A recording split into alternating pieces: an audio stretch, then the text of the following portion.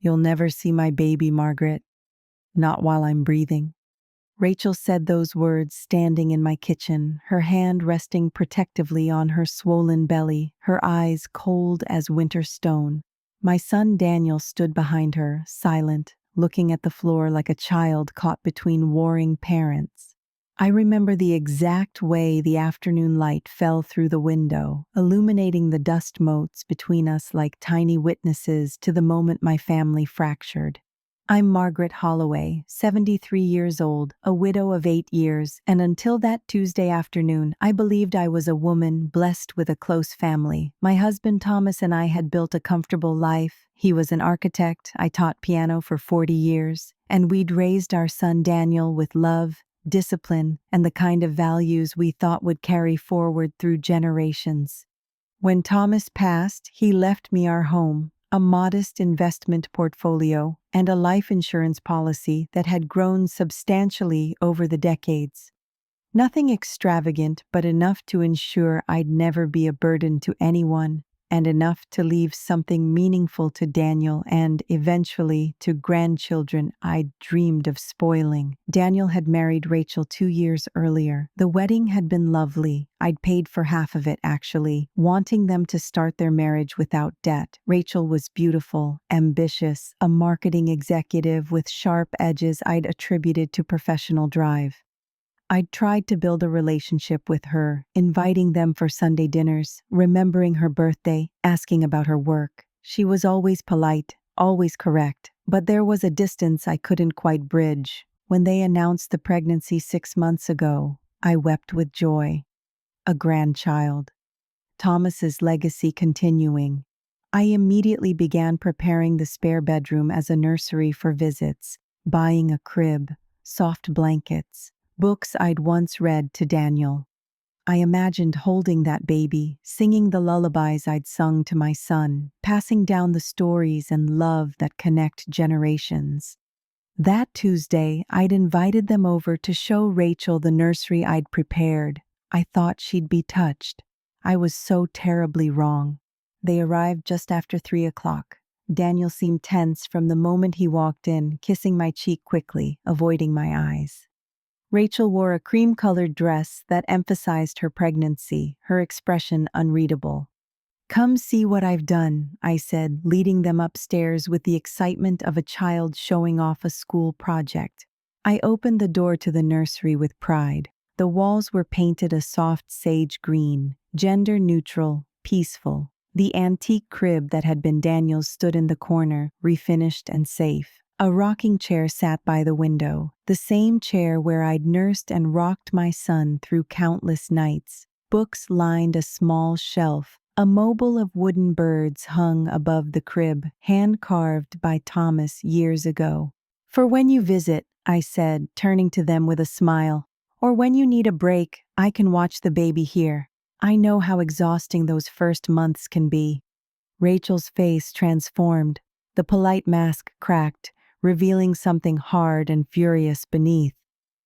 "You think I'm going to leave my baby here?" Her voice was quiet, dangerous. "In this museum to your past?" I blinked, confused. "I just thought you could insert yourself into my child's life like you have some right to it." She stepped closer, her hand moving to her belly in that protective gesture. "You thought you could play grandmother, take over, make decisions, undermine me the way you've undermined me since the day I married your son." "Rachel, I've never—" I started, but she cut me off. "Every Sunday dinner is a reminder that I'm not good enough. Every story about Daniel's childhood is a comparison I fail. Every suggestion you make is a criticism wrapped in sweetness." Her voice rose. "I won't let you do that to my child." Daniel finally spoke. "Mom, maybe you have been a bit overbearing." The word hit me like a slap, overbearing. For loving them? For wanting to be part of their lives? "I'm sorry if I've made you feel that way," I said carefully, trying to keep my voice steady. "That was never my intention. I just want to be a grandmother to this baby, to be part of their life." "Well, you won't be." Rachel's words were precise, deliberate. You'll never see my baby, Margaret. Not while I'm breathing. We'll send photos if Daniel insists, but you won't be alone with my child. You won't babysit. You won't have a say in how we raise them. You need to understand your place." The room seemed to tilt. I reached for the doorframe to steady myself. "Daniel?" I looked at my son, pleading for him to contradict her, to defend me, to remember the mother who had raised him, loved him, sacrificed for him. He wouldn't meet my eyes. "Rachel's the mother, Mom. We have to respect her wishes." They left 10 minutes later. I stood in that nursery I'd prepared with such love, surrounded by the silence of my empty house, and something inside me shifted. The hurt was enormous, yes, but beneath it, a cold clarity began to form. I had been naive. I had assumed love and good intentions were enough. I had failed to see that Rachel viewed me not as family, but as competition. And my son had chosen his wife's cruelty over his mother's love. That night, I couldn't sleep. I lay in the bed I'd shared with Thomas for 45 years, staring at the ceiling, replaying every interaction with Rachel, seeing them now through new eyes. The subtle dismissals, the way she redirected conversations when I spoke, the times she'd made plans without consulting me, then presented them as fait accompli, the way Daniel had slowly, almost imperceptibly, pulled away. At 2 in the morning, I got up and went to Thomas's study, which I'd kept exactly as he'd left it. I sat at his desk and pulled out our will. Thomas and I had updated it after his diagnosis, leaving everything to Daniel. It was straightforward, simple, born of the assumption that our son would honor our memory and care for me in my old age if needed. I read it 3 times. Then I opened my laptop and began researching estate attorneys. The next morning, I called my attorney, Robert Chen, who'd handled Thomas's estate. I made an appointment for that afternoon, telling him I needed to revise my will urgently. "Margaret, is everything all right?" he asked, concern in his voice. "Everything is clear," I replied, perhaps for the first time in a long while. Before the appointment, I did something I'd never done before. I went through my financial records with meticulous attention, calculating exactly what I had.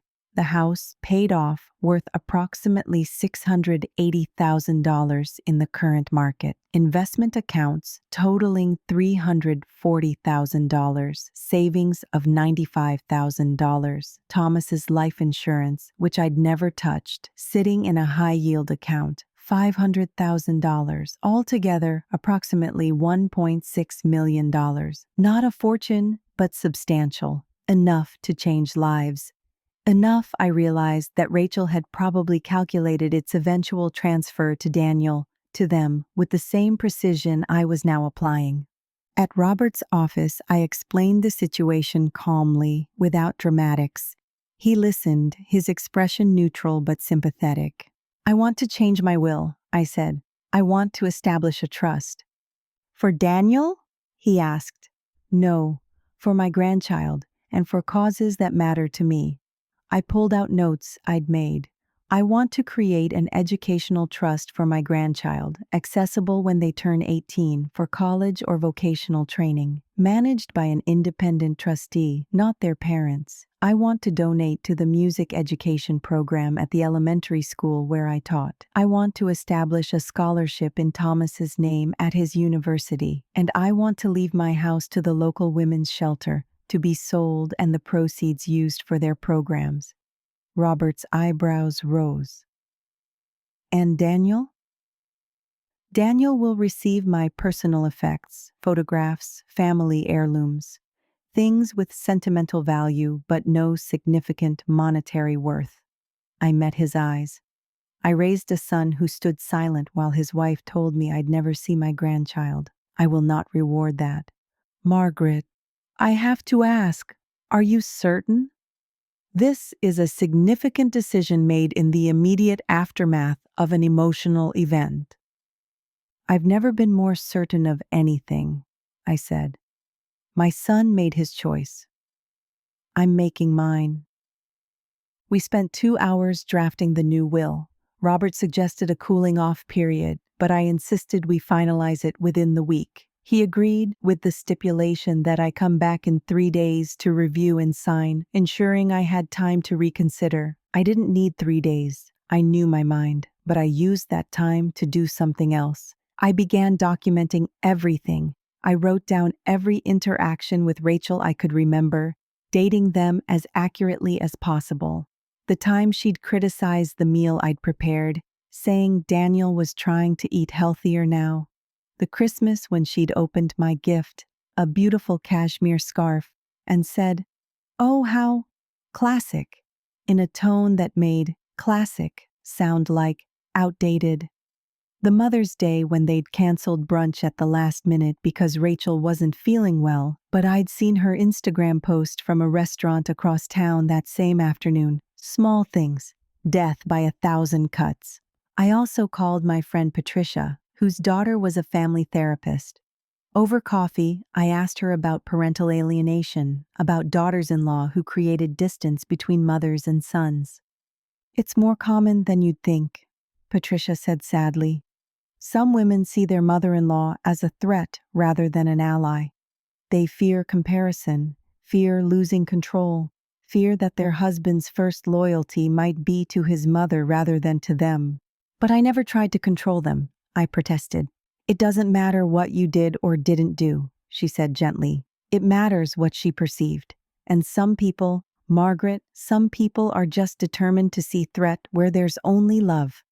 On the third day, I returned to Robert's office and signed the new will. My hand was steady, my conscience was clear. "I'll keep the original here in my safe," Robert said, "and I'll send copies to the designated trustees. Do you want me to inform Daniel of the changes?" "No," I said. "Not yet. Let them believe what they believe. Let them plan their future based on assumptions that are no longer true." For 3 months, I maintained a careful distance. I didn't call Daniel. I didn't text. I sent a card for Rachel's birthday with a simple, polite message. When Daniel called, twice in those 3 months, I was pleasant but brief. Yes, I was fine. Yes, I was keeping busy. No, I didn't need anything. How was Rachel feeling? That's wonderful. Give her my best. I could hear the confusion in his voice. He'd expected me to beg, to plead for access to the baby, to apologize for whatever sins Rachel had accused me of. My calm distance unsettled him. The baby, a girl they named Sophie, was born in late September. I received a text from Daniel with a photo. She was beautiful, dark-haired like her father, with Rachel's delicate features. I looked at that photo for a long time, feeling the ache of what I was losing, what they were denying me. I sent a gift, a silver baby cup, engraved with Sophie's name and birth date, from a jeweler Thomas and I had patronized for years. Expensive, tasteful, impersonal. I included a card.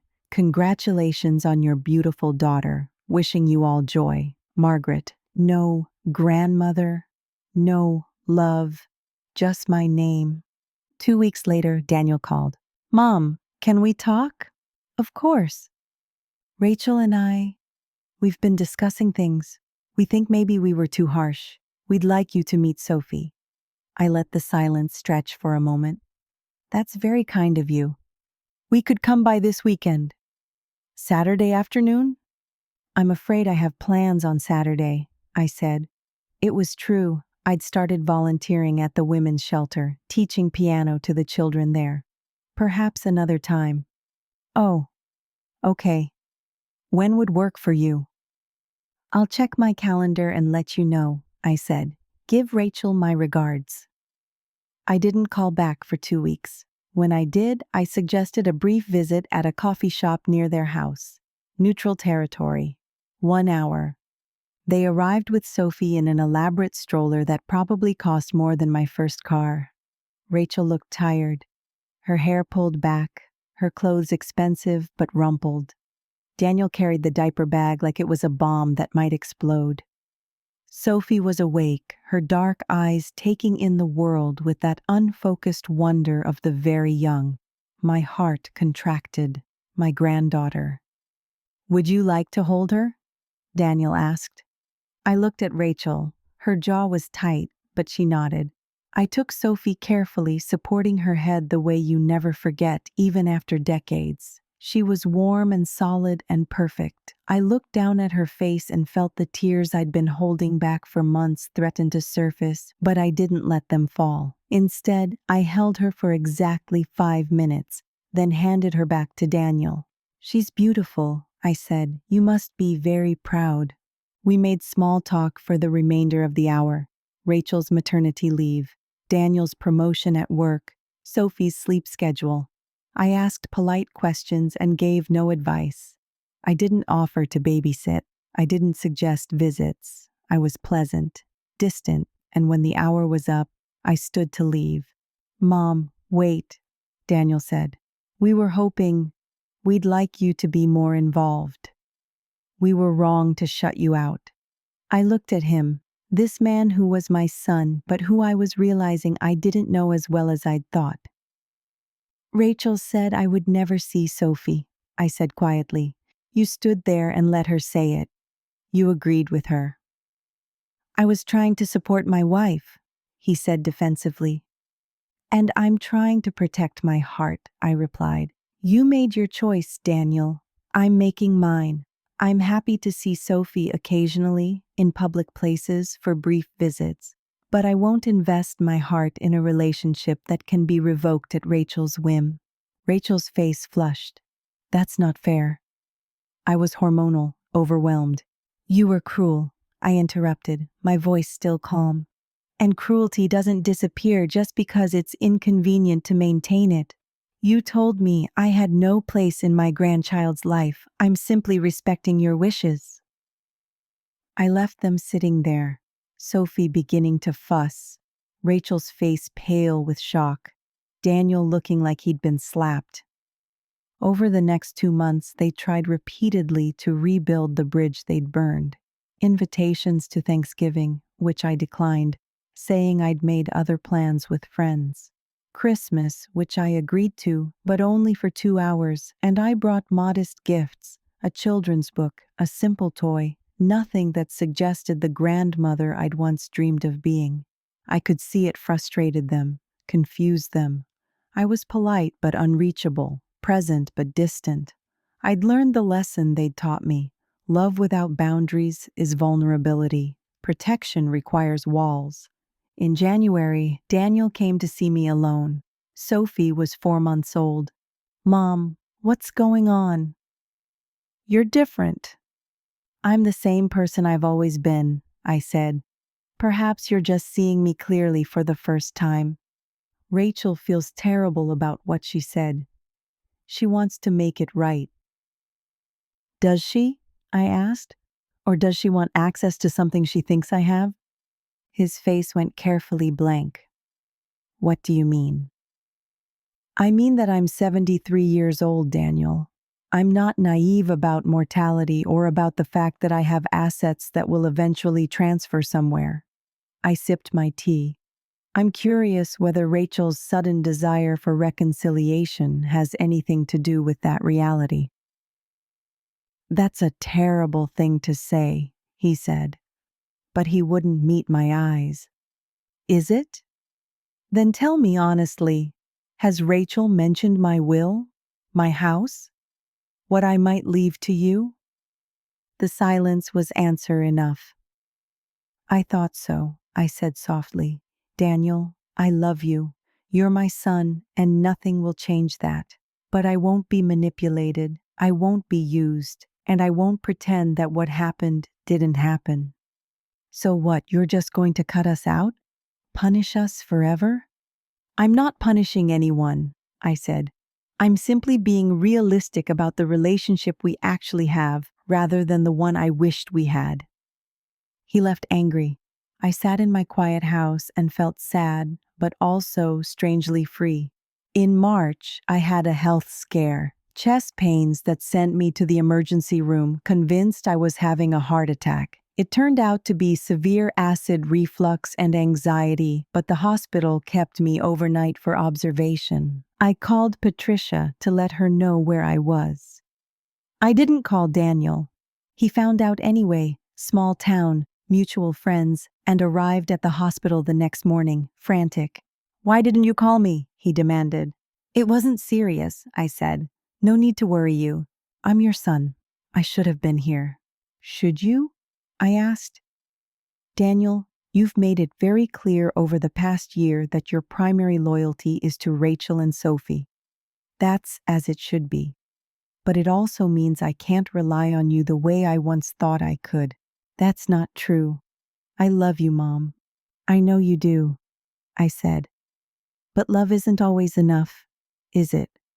Sometimes people who love each other still hurt each other, still fail each other." He sat down heavily in the chair beside my bed. "What do you want from me?"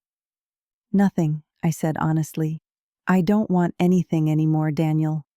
I've stopped expecting things. It's actually quite peaceful." He looked at me like I was a stranger. Perhaps I was. When I was discharged, Patricia drove me home. Daniel offered, but I declined. Over the next few weeks, he called more frequently, visited more often, always with Sophie, as if my granddaughter was a bargaining chip. And perhaps she was. In May, nearly a year after Rachel's declaration in my kitchen, they invited me to Sophie's first birthday party, a large celebration at their house, with friends and family I hadn't seen in months. I almost declined, but something made me accept. The party was elaborate, a garden theme, with flowers and butterflies, a custom cake, a photographer capturing every moment. Rachel played the gracious hostess, and Daniel played the proud father. Sophie, in a white dress with embroidered flowers, was passed from guest to guest like a trophy. I stayed on the periphery, watching. Several people approached me, asking where I'd been, saying they'd missed me at other family gatherings. I smiled and said I'd been busy, keeping my answers vague. Rachel's mother, Diane, cornered me by the dessert table. "Margaret, it's so good to see you. Rachel says you've been distant lately." "I've been giving them space," I said neutrally. "Well, you know how new mothers are. Protective, anxious. I'm sure she didn't mean anything by whatever happened between you." Diane smiled, but her eyes were calculating. "And of course, Sophie needs her grandmother. Both her grandmothers." "Of course," I agreed. "Rachel mentioned you have that lovely big house, perfect for family gatherings. We should plan something there soon, maybe Sophie's baptism?" Ah, there it was. They were already planning how to use my home, my space, my resources. "I'm actually planning to sell the house," I said casually. Diane's smile froze. "Sell it? But it's been in your family for decades." 30 years, I corrected, "and it's far too large for one person. I'm looking at condos, something more manageable." This was true. I'd started the process the month before, working with a realtor to prepare the house for market. "Does Daniel know?" Diane asked. "I'm sure I mentioned it," I said vaguely. I hadn't. I watched her process this information, watched her excuse herself and make her way to Rachel, watched them have a whispered conversation, both glancing at me. 10 minutes later, Rachel approached. "Margaret, Diane said you're selling your house?" "I am. It's time." "But where will you go?" "I'm looking at a lovely condo community. 2 bedrooms, low maintenance, a community center with activities. Perfect for this stage of my life." "But what about, don't you want to stay in the family home for Sophie?" "Sophie will be fine," I said. "She won't remember my old house. And the new place will be easier for brief visits." Rachel's mask slipped. "What about the money from the sale?" There it was, the real question. "What about it?" I asked. "I just mean, that's a significant asset. You should make sure it's properly managed. Daniel and I could help." I have an excellent financial advisor, I interrupted, and an attorney. Everything is well managed, I assure you. Daniel joined us, sensing tension. What's going on? Your mother is selling the house, Rachel said, her voice tight. What? Mom, why didn't you tell me?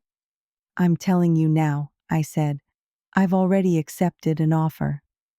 We close in 6 weeks. But that house, Dad built that house. All my childhood memories are in your heart, not in the walls, I said gently.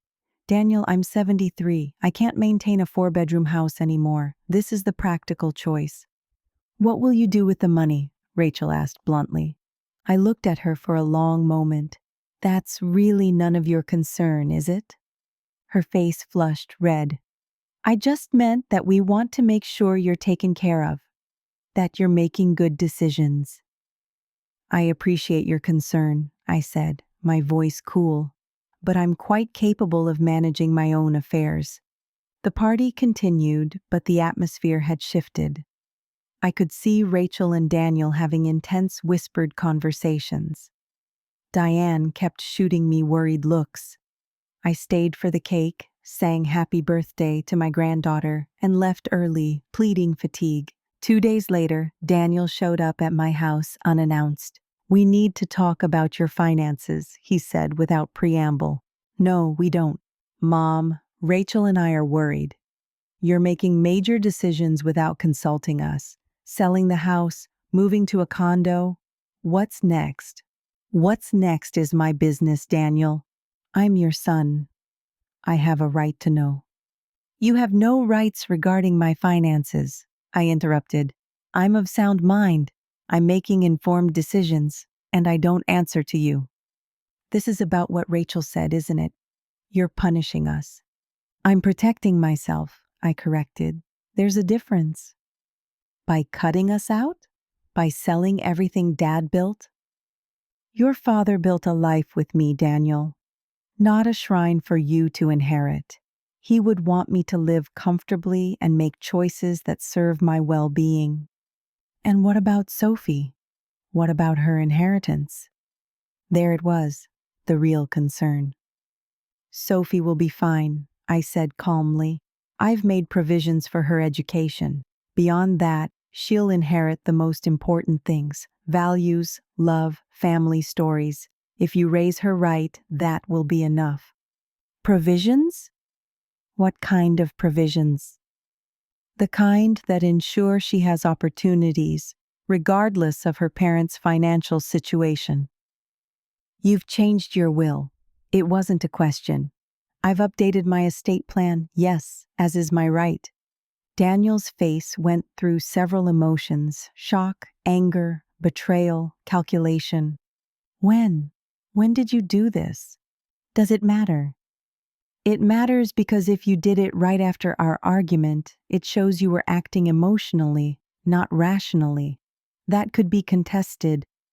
Are you threatening to contest my will, Daniel? I asked quietly. Your father's will?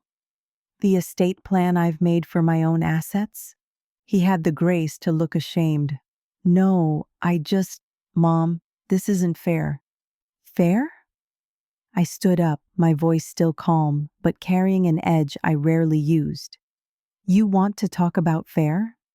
Is it fair that your wife told me I'd never see my grandchild? Is it fair that you stood silent while she said it? Is it fair that you've only wanted a relationship with me when you realized I might be useful to you? That's not true. Isn't it?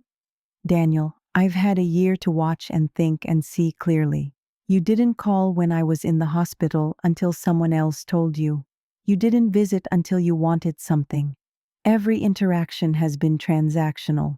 You want me to be the grandmother, the family matriarch, the source of support and resources, but only on your terms, only when it's convenient. You're my mother. You're supposed to love me unconditionally. I do love you unconditionally, I said, and I meant it. But love doesn't mean being a doormat. It doesn't mean accepting mistreatment. And it doesn't mean leaving my life savings to people who have shown me that I'm only valuable for what I can provide. So what, you're leaving everything to charity? I'm leaving my assets where they'll do the most good, I said. Some to Sophie's education, managed by trustees who will ensure it's used appropriately. Some to causes your father and I cared about. Some to organizations that help people who actually need it. And nothing to me. You'll receive the family heirlooms, the photographs, your father's personal effects, things that have meaning beyond monetary value. If you love me, if you value our family, those things should matter more than money. He stared at me like I was a stranger. Rachel was right about you. What did Rachel say? That you're manipulative, that you use guilt and obligation to control people, that you try to come between us. I felt the words like physical blows, but I kept my voice steady. And yet, Daniel, I'm the one who's stepped back. I'm the one who's given you space. I'm the one who's asked for nothing. How exactly am I controlling you? He had no answer. I think you should go, I said quietly. And Daniel, I do love you. I always will. But I won't set myself on fire to keep you warm. Not anymore. He left. I sat in my living room, surrounded by boxes. I was already packing for the move, and felt the weight of what I'd lost and what I'd gained. I'd lost the illusion of the family I thought I had, but I'd gained something more valuable, my self-respect. The house sold in July. I moved into a beautiful 2-bedroom condo in a community designed for active seniors. It had a music room where I could teach piano, a garden where I could grow herbs and flowers, and neighbors who became friends without the weight of obligation or expectation. I continued volunteering at the women's shelter, teaching piano to children who'd never had lessons, watching them discover the joy of creating something beautiful.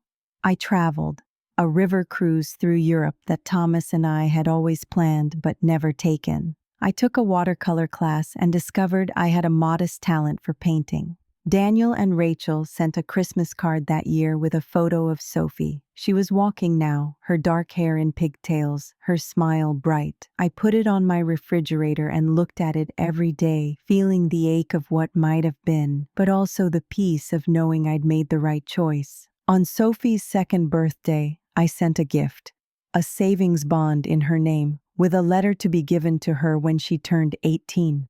In it, I explained who I was, who her grandfather had been, and what I hoped for her life. I told her that I loved her, even from a distance. I told her that family was complicated, but that she should always know her worth wasn't determined by other people's choices. I didn't know if she'd ever read it, but I'd said what needed to be said. 3 years after that afternoon in my kitchen, I received a call from Robert Chen. Margaret, I wanted to let you know that Daniel's attorney contacted me. They're requesting a copy of your current will. On what grounds? They claim they need to understand your estate plan for their own financial planning purposes. I laughed, a sound without humor. Tell them no. Tell them that my estate plan is my private business and will remain so until my death. I already did, Robert said. I'm calling to make sure you're all right. This kind of pressure from family can be difficult. I'm fine, I said, and I was, because here's what I'd learned. You can love someone and still protect yourself from them. You can honor your role as a mother without sacrificing your dignity as a person. You can be generous without being a fool. Rachel had said I'd never see Sophie. She'd meant it as a punishment, a way to control me, to put me in my place. Instead, she'd freed me. She'd shown me that the family I'd imagined, the close, loving, multi-generational bond, was a fantasy. And fantasies, no matter how beautiful, can't sustain you. Reality can, truth can, self-respect can. I changed my will that night, yes. But more importantly, I changed my understanding of what I owed to people who didn't value me. I stopped performing love for an audience that would never applaud. I stopped giving pieces of myself to people who treated them as their due rather than as gifts. And in doing so, I found something I hadn't expected: peace. My legacy won't be a large inheritance for a son who saw me as a resource rather than a person. It will be a scholarship that helps students discover music the way I did. It will be a shelter that gives women and children a safe place to rebuild their lives. It will be an education fund that gives my granddaughter opportunities regardless of her parents' choices. It will be the knowledge that I stood up for myself when it mattered most.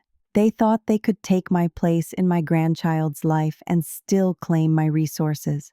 They thought I'd accept crumbs of affection in exchange for financial support. They thought I was weak, desperate, easily manipulated by the promise of occasional access to Sophie. They were wrong. I'm 76 now. I have friends, purpose, joy. I have a life that's mine, built on my terms. I have peace. And that, I've learned, is worth more than any inheritance. If this story spoke to your heart, thank you for being here. Tell me, what would you have done in her place? Would you have changed your will? Or would you have tried to rebuild the relationship? I'd love to hear your thoughts in the comments below. And if you found strength in Margaret's journey, please like this video and subscribe for more stories about women who chose dignity over desperation. Until next time, stay brave, stay kind, and keep your voice.